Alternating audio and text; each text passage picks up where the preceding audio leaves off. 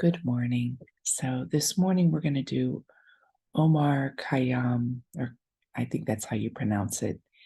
He is a Persian born, they think, in 1048 in Nishapur.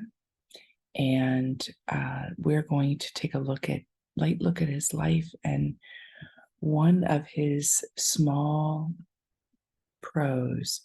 He's known for the Rubaiyat. It's a quatrain form of poetry that it's pretty long. I've got actually two translations of it. And it's considered very sophisticated. Um, it's harder to reach because the translations, it's hard to stay with the intent of the words without moving too far away and keep it kind of juicy feeling or like you can approach it. At least that's what I find. So, but it's a very, very powerful form of poetry. And Rubaiyat, uh,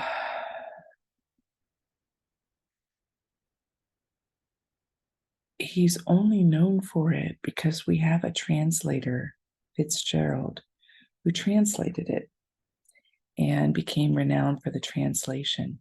There is a chance that we would not have that poem if it had not been translated, because he was one of these people that was remarkable on a lot of levels. He was a polymath, he was an astrologer, he was a mathematician, he was a philosopher, and he had three other fields that he was very strong in. So he brought into the world a lot of skill and a lot of gift, and poetry was one of them. But his poetry does have to do with the mystical. And so he's a fascinating person in that he was very interested in the workings of this world. And he had a connection with the yearning within himself, the deep yearning for what is not completely of this world, what is uncreated, what is ineffable, what is existential. And it's interesting because his poetry isn't really questioning it.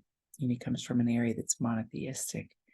It doesn't really question like the existence of God or anything. It assumes it has this character to it that God is sitting in the chair right next to him. And that the breakthrough on these mysteries is a breakthrough of seeing that which is right here before us. And but the poem we're going to take this morning, which is 4 lines, it's not part of the Rubaiyat, is not looking at God that practically, but he does have that characteristic to his person and to his being. And he comes on the scene in life right when there are Turks who are invading.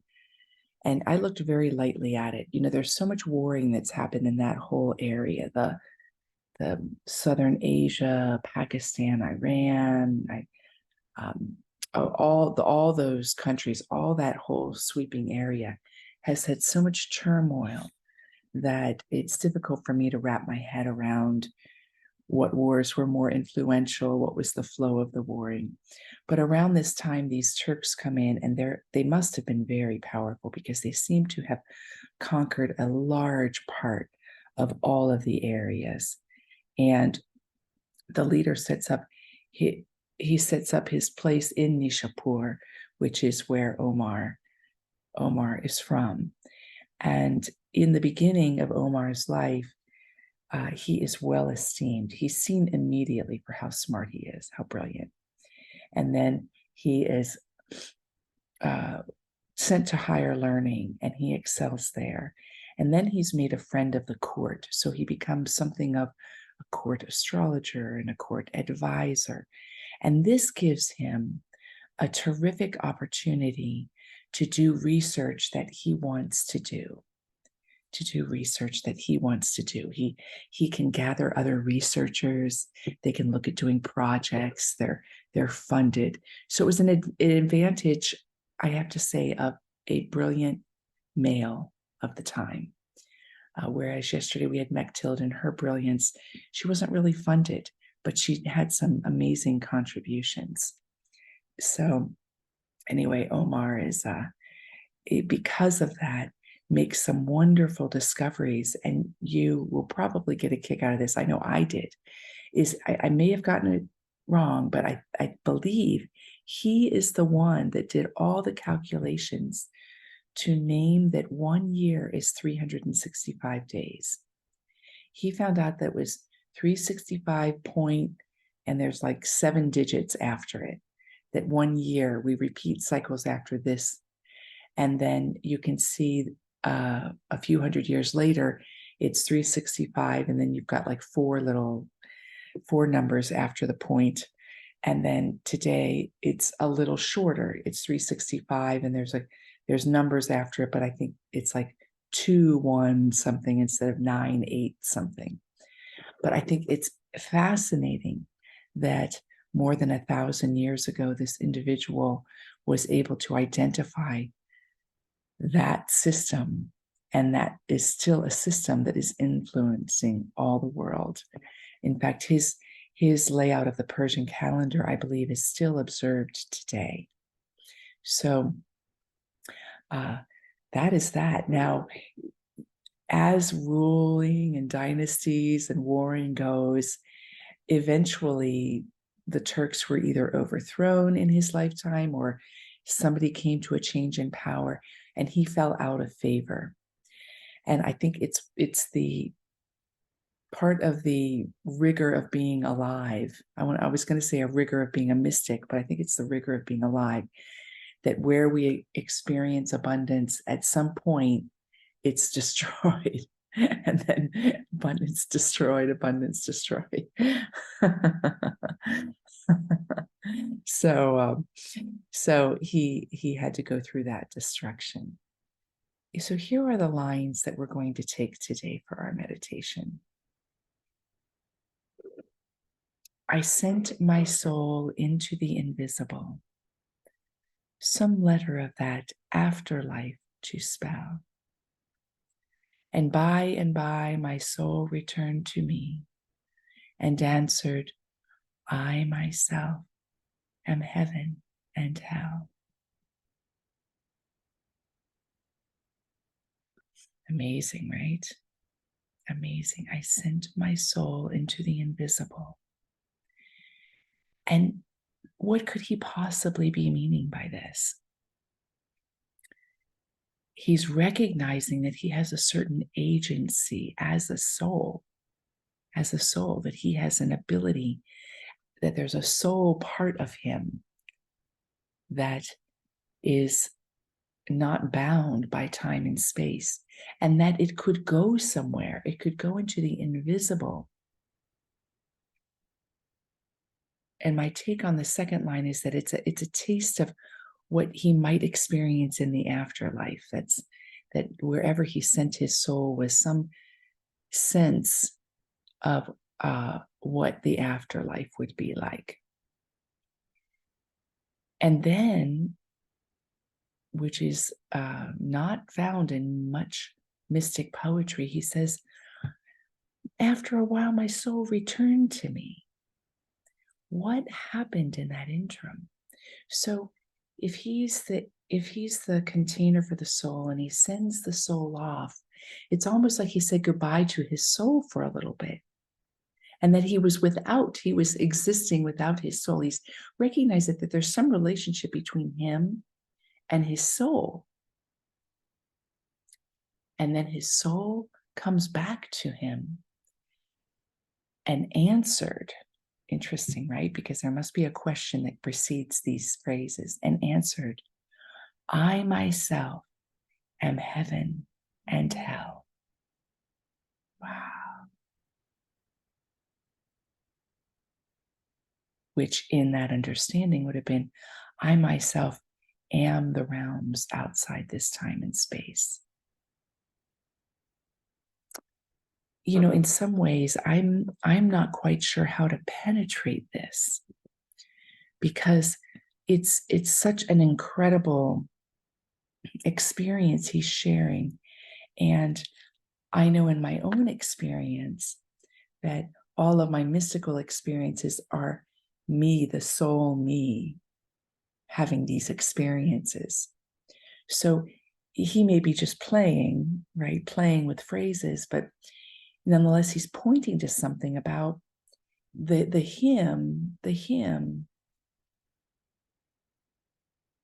is the knowing, is the known, is the soul, and is not the soul. That there's a part of him that is also great beyond just the brain, that is also not the soul. And the soul comes back to say, well, you are eternity. You are eternity. If I were to give a bit more of a Kimberly perspective translation of that, I would say that he allowed himself to step into the cloud of unknowing entirely. And as he did that, there was a knowing of what he was doing, but he didn't stay in the knowing part of himself. He allowed himself, and he had agency. Somehow it was not just a spontaneous occurrence that happened within him or through something in nature, that he deliberately made the choice. I'm going to step into the cloud of unknowing. And I'm going to step into it as an open question. And I'm going to find an answer there. That would be my mystical interpretation. But it's for you to consider what might be your mystical interpretation. So we're going to enter into a meditation practice that may feel a bit formless, because I want to take the lines of his poem and I want to invite you, either with your agency or your motivation or your intention, to do what he does, to step into the cloud of unknowing, to, in your imagination, in your mind, in your observation, however you want to do it, and step away from perspective, from stance, from step away from a procedure of how to open yourself. Now, how to do that?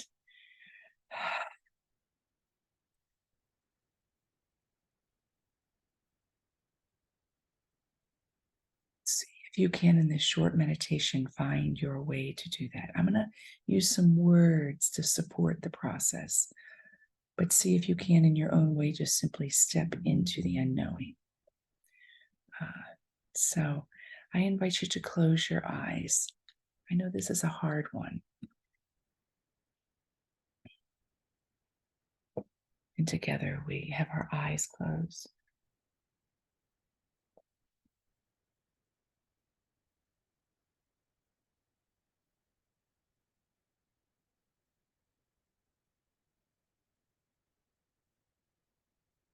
And let yourself come into a place where you let go of where you are in the world right now, what chair you sit in, what city you are in. And imagine, if you will, that you're stepping into this part of yourself that knows no bounds.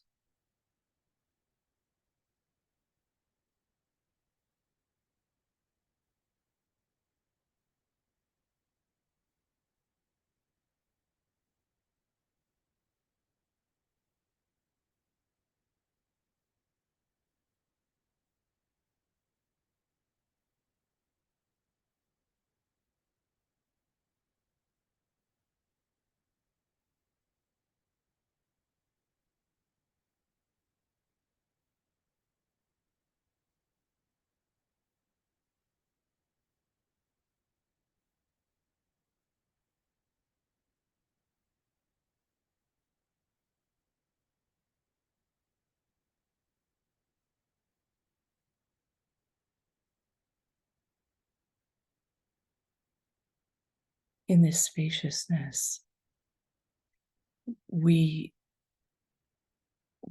slowly open ourselves to experience that we are all, and that being that all is safe and is okay. Omar comes back with an answer saying, I myself am heaven and hell. I myself am heaven and hell.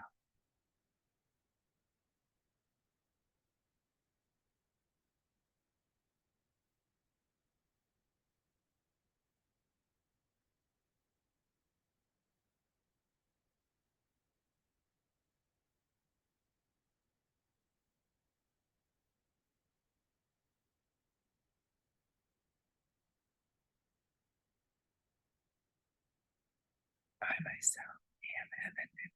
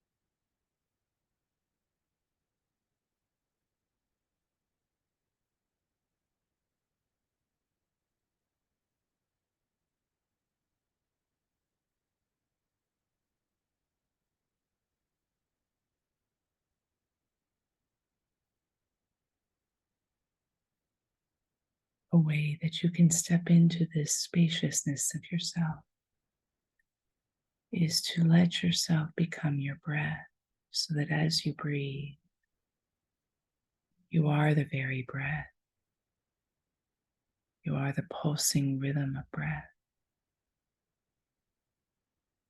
And breath in this time space experience participates in things you might call heaven and in things you might call hell.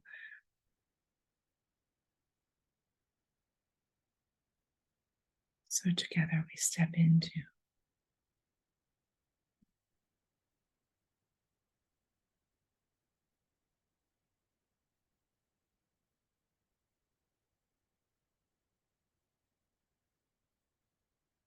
we silently allow. We are not our thoughts. We are not our feelings. We are not just this physical body. We are not the constellation of patterns that make up our participation in this world. More.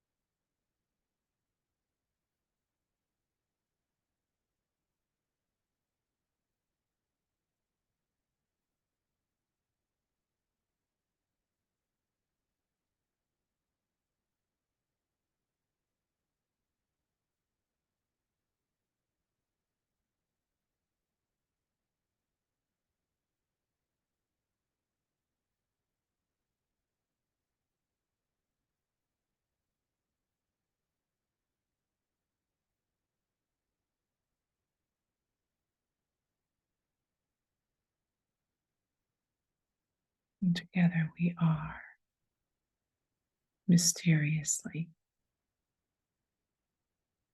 Mysteriously, we are. And this invisible part of us, life, being, is as well. We are.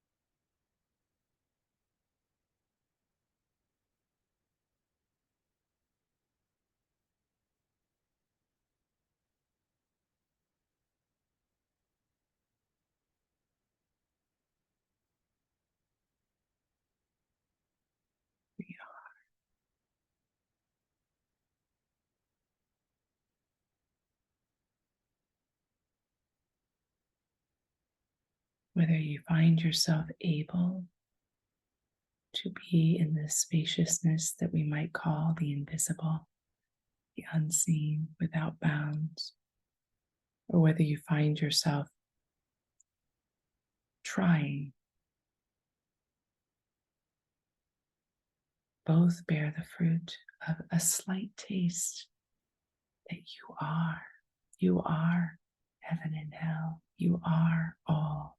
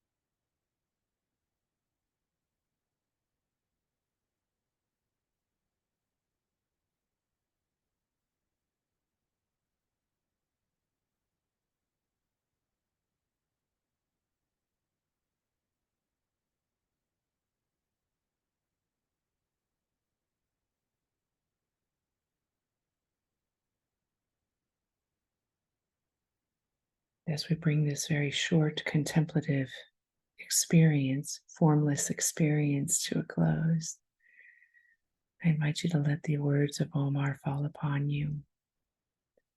I sent my soul into the invisible, some letter of that afterlife to spell.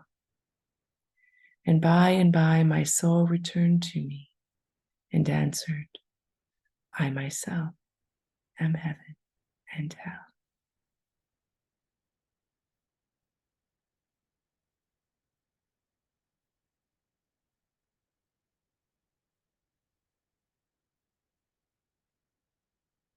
When you're ready, I invite you to open your eyes